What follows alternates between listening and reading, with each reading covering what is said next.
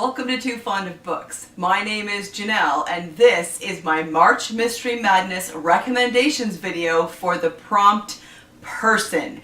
Now I am doing recommendation videos for all of the prompts, so if you haven't seen the ones that I did for single or for number, I'm going to include them in the cards. And I've also made a March Mystery Madness Titlerific 2021 playlist, and I'll be putting all of my March Mystery Madness content in there. And so I have also gotten smarter.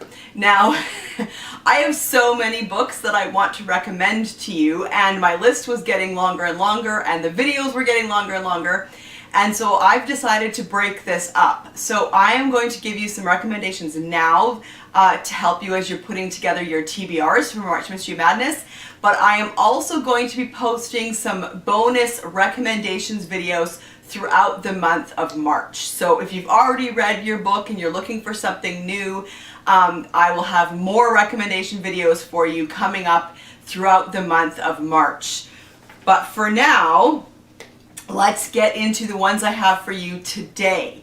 Now, I have a book that has the word person in the title, and so that's where I'm going to start. This is Person or Persons Unknown by Bruce Alexander. This was published in 1997, and it is the fourth Sir John Fielding mystery.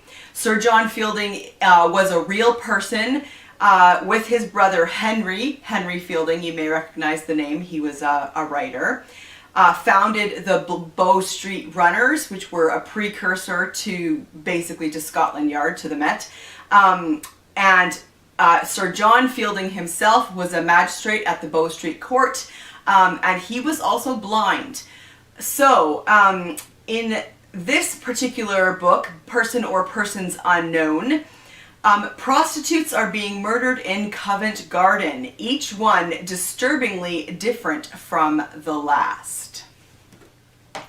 Okay, I am also doing some Agatha Christie recommendations in each of these videos. So, my Christie Commendations for Person are Lord Edgware Dies. This is a Poirot from 1933, and I have to say this is a fantastic Poirot that doesn't get talked about as much as it should, I think. So Lady Edgware seeks out Poirot in order to get his help in getting a divorce from her husband. And the day after Poirot pays Lord Edgware a visit, Lord Edgware is found dead. Bum, bum, bum. This one, as I said, is a really good Poirot, a really good Agatha Christie. I can highly recommend this one. And then, The Murder of Roger Ackroyd. This is also a Poirot, and this is from 1926. I can also highly recommend this one. This one is still my absolute favorite Agatha Christie. Poirot has retired to the village of King's Abbot, and a woman commits suicide, leaving a letter for Roger Ackroyd. But Roger Ackroyd is killed before he reads the letter. He is found stabbed in the chest in his study. And this one is a particularly good Poirot. It is the first of its kind. Agatha Christie created a trope, let's say, with this book. The twist is fantastic. I can highly, highly recommend The Murder of Roger Ackroyd. All right, let's get into some historical mystery recommendations. I have Mrs. Hudson and the Malabar Rose. This came out in 2005, and it is the second Holmes and Hudson mystery. Now, in the annals of crime-fighting history, one man has come to personify the brilliance of logical deduction, ingenious observation skills, and an unfaltering sense of the elementary. That man is Sherlock Holmes. Then again, a little help never hurt anyone. Londoners are braving the December snows to see two great events scheduled for the same day: the unveiling of the Malabar rose, a rare and remarkable ruby, and the first appearance in Britain of the great Salmanazar. A magician and illusionist extraordinaire, Salmanazar is the talk of Europe, especially since wherever he appears abroad, daring thefts of famous jewellery coincide with his performances. But when a special representative of the Home Secretary calls at Baker Street to beg Sherlock Holmes and Dr. Watson to help guard the Malabar rose, Mrs. Hudson suspects that the great Salmanazar, I don't know why I have such a hard time saying that, is about to use smoke and mirrors on Scotland Yard. When the Malabar rose disappears under the most baffling of circumstances, larceny is clearly afoot, and the formidable Mrs. Hudson is called upon to give a lesson in criminal deduction to that most logical of minds, the great Sherlock Holmes. All right, and then we have The Alice Network by Kate Quinn. I loved this book. This came out in 2017, and there are two timelines in this book. In 1947, we have American college girl Charlie heading to London to find out what happened to her cousin Rose, who had disappeared in Nazi-occupied France during the war. And then we have the 1915 timeline with Eve Gardner, who is recruited as a spy and sent to enemy-occupied France in the First World War.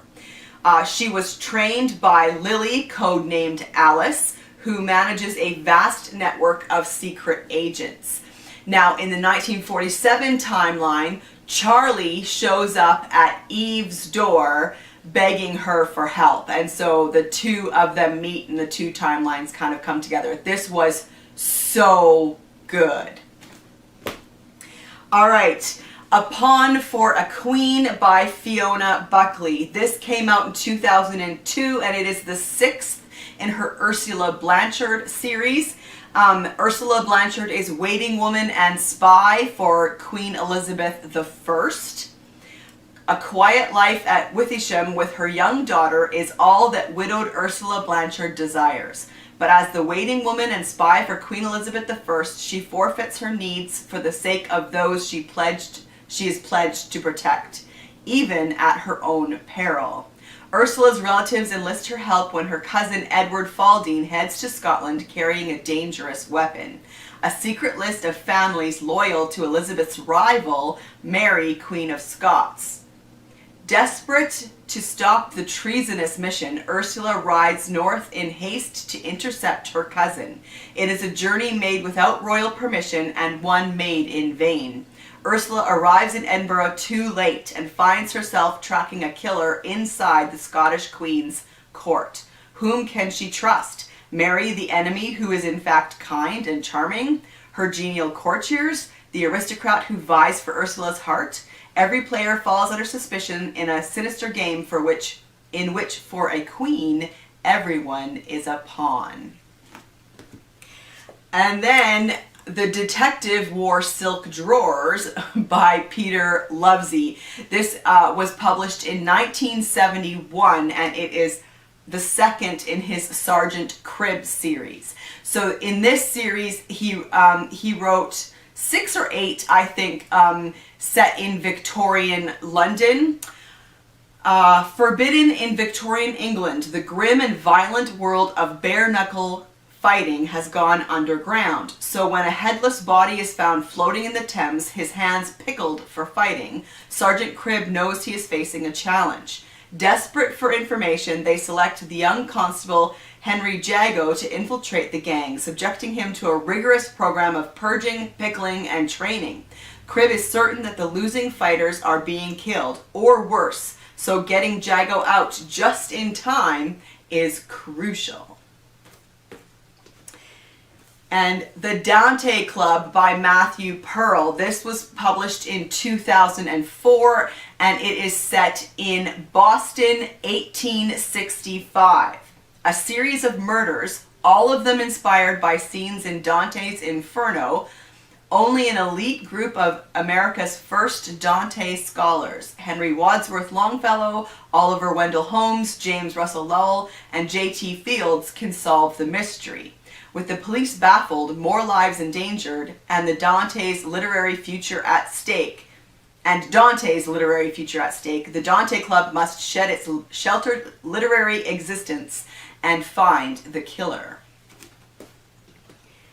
And now let us head over to Spain with The Fencing Master by Arturo Perez-Reverte. I'm sure I'm not saying his name correctly. This was published originally in 1988, and it was translated from the Spanish by Margaret Jewel Costa. In Madrid in 1868, fencing master and man of honor Don Jamie is approached by a mysterious woman who seeks to learn the secret of the unstoppable thrust, an arcane technique known only to him.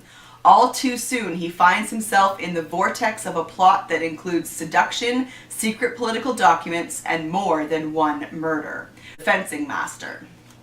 The Queen's Man by Rory Clements. This was published in 2014, and it's the 6th in his John Shakespeare series, but it's a prequel, so it actually feels like the first one.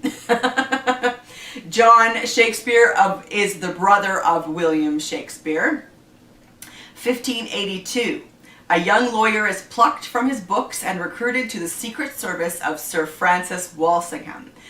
John Shakespeare's first mission will take him to the heart of the Judas nest of conspirators that threatens to bring down the monarchy, those who would see Queen Elizabeth deposed, or worse, murdered, and the true Queen, Mary, on the throne in her place. He will soon learn that traitors come in many forms. If he is truly to serve the realm, he can have no other loyalty.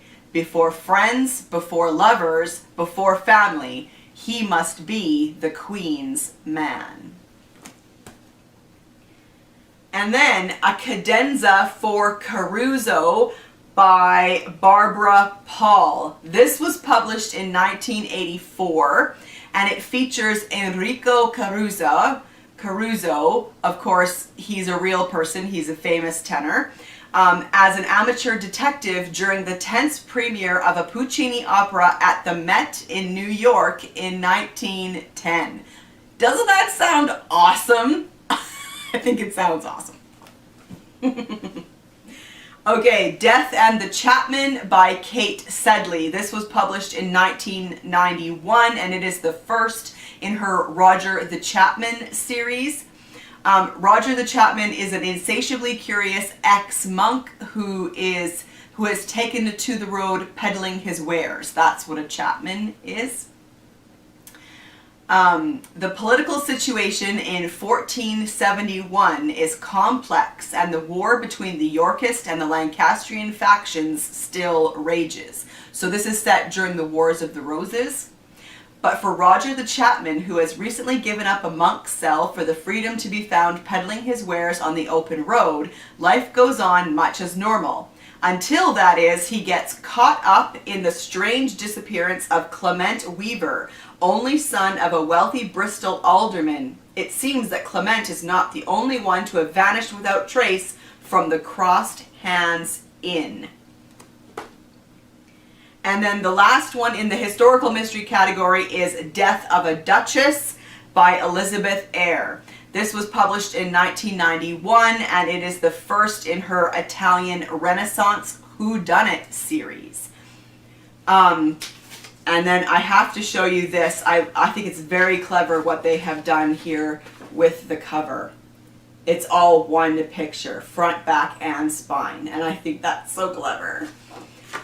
Okay, so when a deadly feud between two wealthy families threatens the life and rule of the Duke of Rocca, he decrees a marriage between them. But this is a Romeo who despises his Juliet, a Juliet who runs away from her Romeo.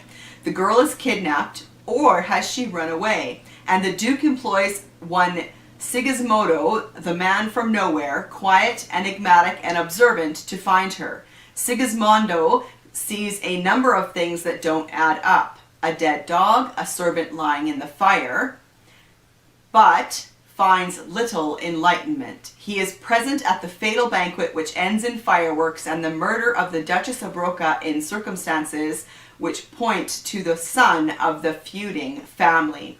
Whilst the boy awaits the scaffold, Sigismondo sets out to unravel the mystery, foil a conspiracy, and reveal the murderer lurking behind a courtly mask. All right, I've got one cozy to recommend for you, and since this is a person category, I can recommend the series, and these are the Mrs. Malory series by Hazel Holt. There are 21 books in this series published between 1989 and 2014. Mrs. Malory is an amateur sleuth who lives in a British village, and this is the first Mrs. Malory Investigates. That brash young woman called Lee Montgomery is no doubt marrying Charles Richardson for his money. That's the unequivocal conclusion of Sheila Malory's circle of friends. Despite their disapproval, Mrs. Malory answers Charlie's plea for help when his unsuitable fiancé suddenly goes missing. Mrs. Malory, who is a no-nonsense English matron with a penchant for marmalade, 19th century novels, and snooping, considers herself the quintessential reluctant amateur detective with a speciality in murder. Now she feels chillingly sure that something dreadful has happened in this quiet seaside village of Tabascum. It is her insatiable curiosity, after all, that leads her to discover the stranger waiting by the water's edge and the shocking truths no one wants to face. So, the Mrs. Malory series, if you're looking for a new cozy series to try. Let's get into some classic crime, vintage, golden age. And so another series to recommend for you is the Toff series by John Creasy. This is a series of 59 books written between 1938 and 1978. Here Comes the Toff is the fourth in the series, published in 1940. The Toff is the nickname of the Honorable Richard Rollison, who is an amateur sleuth. These books are very entertaining. I quite enjoy them. The Woman in Black. The Honorable Richard Rollison, the Toff to the police and underworld of a dozen countries, had always considered himself attractive to beautiful women, but when Irma Cardew came back into his life, he could only wonder who was marked as her current victim. The lovely Irma was charming, witty, and guilty of more than one murder. Still, she always managed to be acquitted, no matter how strong the evidence against her. Irma back in action meant that some poor man was soon to be relieved of his bank account, if not his life. The Toff did not know that Irma had set her eyes on him. Murder of a Lady by Anthony Wynne. This was published in 1931, and it is a locked room mystery where there is a death and then there are further impossible deaths. So if you like a good locked room mystery, you may want to check this one out. Duckland Castle is a gloomy, forbidding place in the Scottish Highlands. The Scottish Highlands. Late one night, the body of Mary Gregor, sister of the Laird of Duckland, is found in the castle. She has been stabbed to death in her bedroom, but the room is locked from within and the windows are barred. The only tiny clue to the culprit is a silver fish's scale, left on the floor next to Mary's body. Mr. Basilgates Agent by Leonard Merrick. This was actually published in 1888. So this is a Victorian mystery. When Miriam Lee falls on hard times, an advertisement for private agents catches her eye, and within weeks she finds herself in Mr. Basilgate's employ as a private detective, traveling on a train to Hamburg in pursuit of an audacious fraudster. What follows is a journey through some of the great cities of Europe and eventually to South Africa, as Miss Lee attempts to find her man. Miriam Lee is only the third ever professional female detective to appear in a work of crime fiction. Originally published in 1888, Mr. Basilgates Agent presents a determined and resourceful heroine in the figure of Miss Lee, who grapples with some very modern dilemmas of female virtue and vice. Yeah, that sounds good, right? Okay, My Brother Michael by Mary Stuart. This was published in 1959. Without warning, a stranger approaches Camilla Henry in an Athens cafe, thrust a set of car keys at her, and pointed to a huge black car. "The car for Delphi, a matter of life and death," he whispered, and disappeared. Bum, bum, bum. I love Mary Stuart. All right, now this one is interesting. The Trial of Mary Duggan by William Almond Wolfe and Bayard Vellier. Now, this is a novel based on a play. So, Bayard Vellier wrote the play. So it was a hugely successful play, and then this book became a very successful book based on the play, which I find fascinating. This was written in 1928. Mary Duggan put her lovely body on the auction block and sold it to the highest bidder. Edgar Rice, her lover, once wealthy and generous, now very much dead. The murder weapon belonged to Mary Duggan. Her fingerprints covered it. Why, then, did a leading attorney jeopardize his future to take on a hopeless case? Why did one of the biggest newspapers in the city believe that Mary Duggan was innocent? Yeah, fascinating.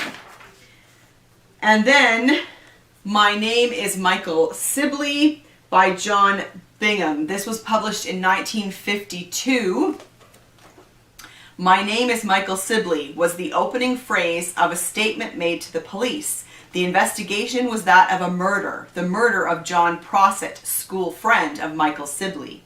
The investigation, as seen through Sibley's eyes, became more and more intense until he realized that he himself was the object of police suspicion, and his own thoughts and feelings on the subject of Prosser had certainly been murderous at least once. His depression at the thought led him into foolish subterfuges, and his efforts to keep his fiancée and himself free from being involved only brought them further into the picture, and in the end to his trial at the Old Bailey. Fascinating, right? And one more in this category, we have Anna, Where Are You by Patricia Wentworth. This was written in 1951, and it is the 20th Miss Silver mystery. It is also published as Death at Deep End. Miss Silver is, she's an amateur sleuth, a retired governess. A young governess named Anna Ball is missing, and her friend Thomasina Elliott hires Miss Silver to investigate. Miss Silver assumes the position left vacant by Anna, tending to the 3 Craddock children at Deep House in Deep End in Lincolnshire. The children's stepfather, Mr. Craddock, is an astrologer and herbalist. His wife is frail and unhealthy. Miss Silver pursues murder among their colony of would-be artists and crystal gazers, where the atmosphere is noticeably sinister. All right, and now I have a few police procedurals or private detective suggestions for you. This is Murder Mr. Mosley by John Greenwood. This was published in 1983, and you could actually read any of this series because they all have the name Mosley in the title. No one else is available, so Mosley is sent to investigate a murder. Sergeant Beamish is sent to keep an eye on Mosley. Mosley is described as quietly ingenious. He's the type of police officer who drives his bosses crazy, but he always gets there in the end. And these are set in small town England. I love this series. They are really fun, usually quite funny police procedurals. Okay, and then for something completely different, The Chestnut Man by Soren Sveistrup. This was published in 2018 and translated from the Danish by Carolyn Waite. A psychopath is terrorizing Copenhagen. His calling card is a Chestnut Man, a handmade doll made of matchsticks and 2 chestnuts, which he leaves at each bloody crime scene. Examining the dolls, forensics makes a shocking discovery. A fingerprint belonging to a young girl, a government minister's daughter who had been kidnapped and murdered a year ago. A tragic coincidence or something more twisted? To save innocent lives, a pair of detectives must put aside their differences to piece together the Chestnut Man's gruesome clues. And then I love this series too. This is the Bernini Bust by Ian Pears. This was published in 1992 and it is the 3rd Jonathan Argyll. Jonathan Argyll is a British art dealer, and in this series he's often in Rome, and the other main characters are a couple of members of the art theft squad. So I find that just fascinating. So the books are always centered around the art world. Jonathan Argyll has just sold an overpriced Titian to the Moresby Museum in Los Angeles, a well-endowed institution better known for tackiness than for taste. But while Jonathan awaits his payment in the California sunshine, the museum's billionaire owner is murdered, a dubious art dealer disappears, and a Bernini bust, apparently smuggled out of Italy, goes missing.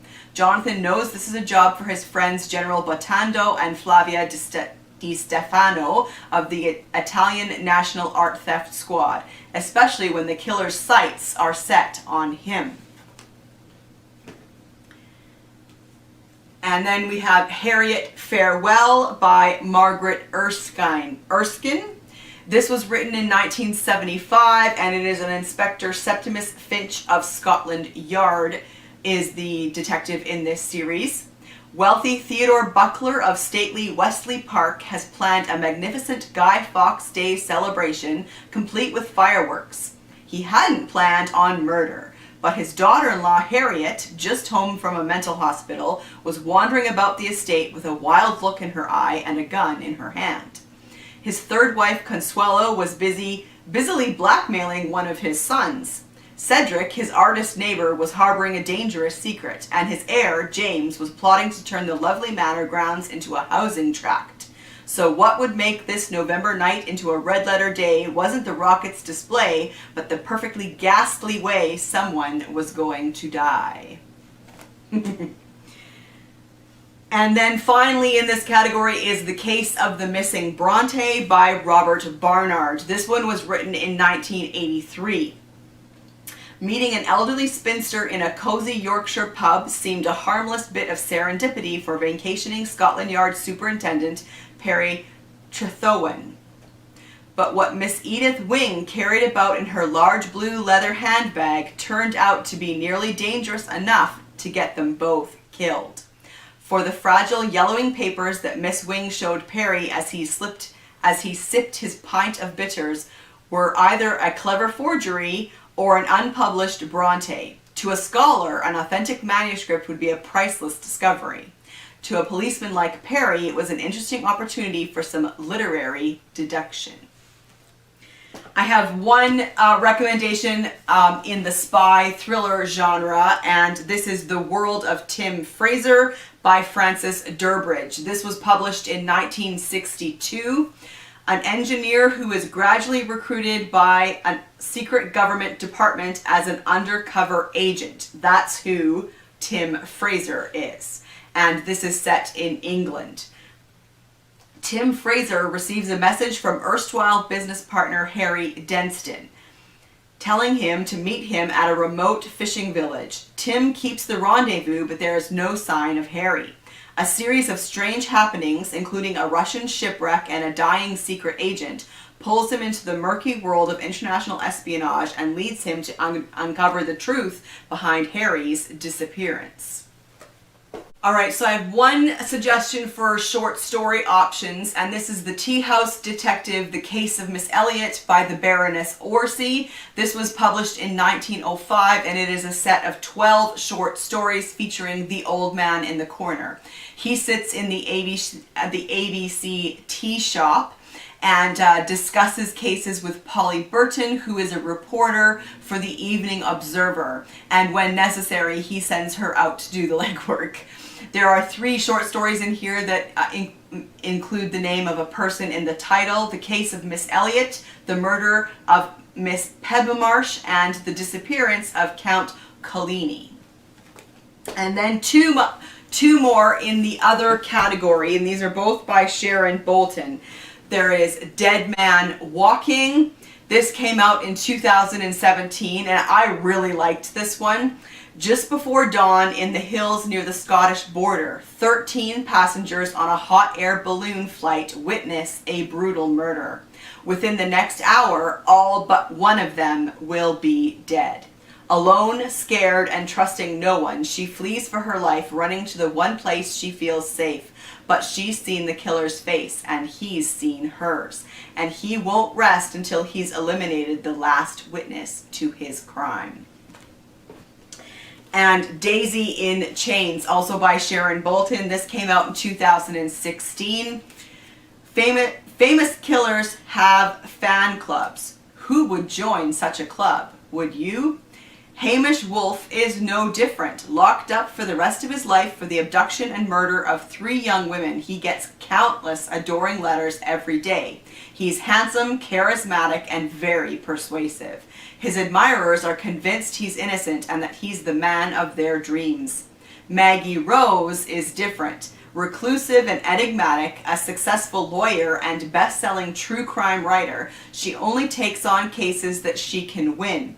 Hamish wants her as his lawyer. He wants her to change his fate. She thinks she's immune to the charms of such a man, but maybe not this time. So there you go. Those are my recommendations for the person prompt for March of Mystery Madness. I hope that you found some good ideas in here, or that seeing all of these different ideas triggered a memory and you're thinking of a book from your own collection. I would love to know what you are going to read for the person prompt for March Mystery Madness, and so let's chat in the comment section down below, and I will see you for another video soon. Bye.